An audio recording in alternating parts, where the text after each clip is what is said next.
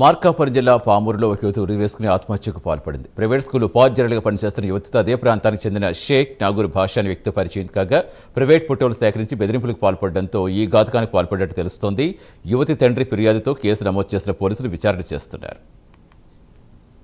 పూర్తి సమాచారం ఇచ్చేందుకు మా కరెస్పాండెంట్ శ్రీనివాస్ ఏం చెప్తున్నారు పోలీసులు?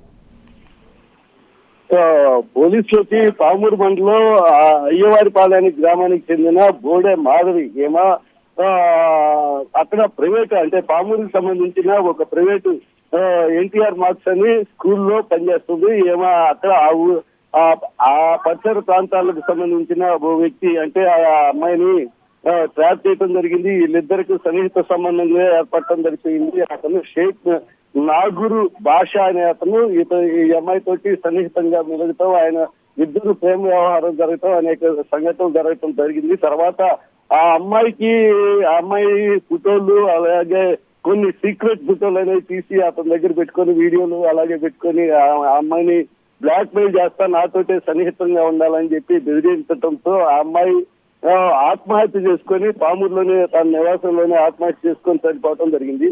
దీనిపై అంటే వాళ్ళ తండ్రి ఫిర్యాదు చేయడంతో ఇలా నాగూరు భాష వల్లే నా కూతురు ఇలా చనిపోవడం జరిగింది, అతను ఇలా ఫోటోలు తీశాడు, వీడియో తీసి ఈ రీతిగా ఇబ్బంది పెడుతున్నాడు, అందువల్లనే ఆమె మనస్తాపానికి చెంది మాధవి అనేది సూసైడ్ చేసుకుని చనిపోయిందని చెప్పి వాళ్ళ తండ్రి చెప్పడంతో ఫిర్యాదు చేయడంతో పోలీసులు దాన్ని కేసు నమోదు చేసుకుని దర్యాప్తు చేస్తున్నారు. Satish, thank you Srinivas.